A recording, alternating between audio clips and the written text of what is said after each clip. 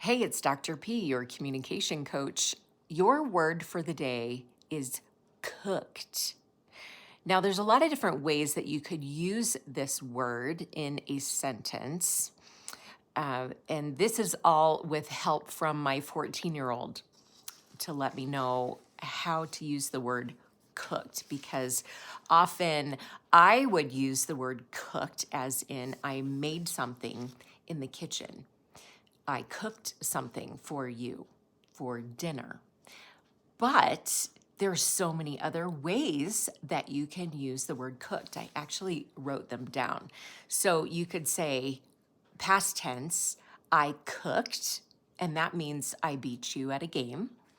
You could say present tense, I'm cooking. And I found out you don't have to just say I'm cooking. You could actually put the ing on there. You could say I'm cooking. And then future tense, you could say I'm going to cook you. That means I'm going to beat you at a game. If you were talking about someone else, you could say he cooked or she cooked.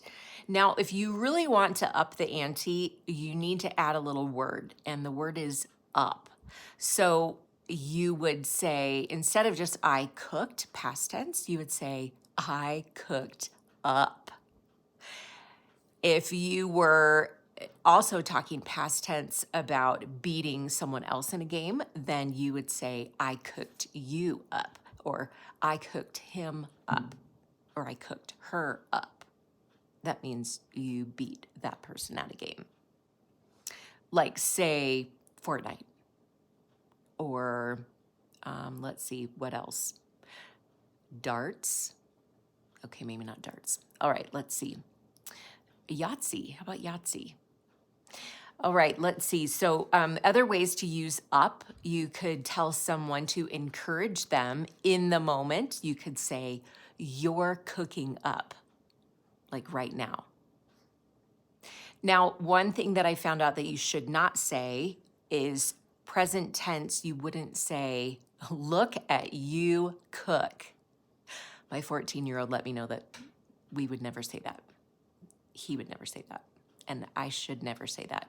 In fact, while I'm at it, if you are over 25 years old, you probably shouldn't say the word cooked anyway, because you're going to get laughed at by your teenager. I should know. For another word of the day, check out my next video, which could also be another word of the day.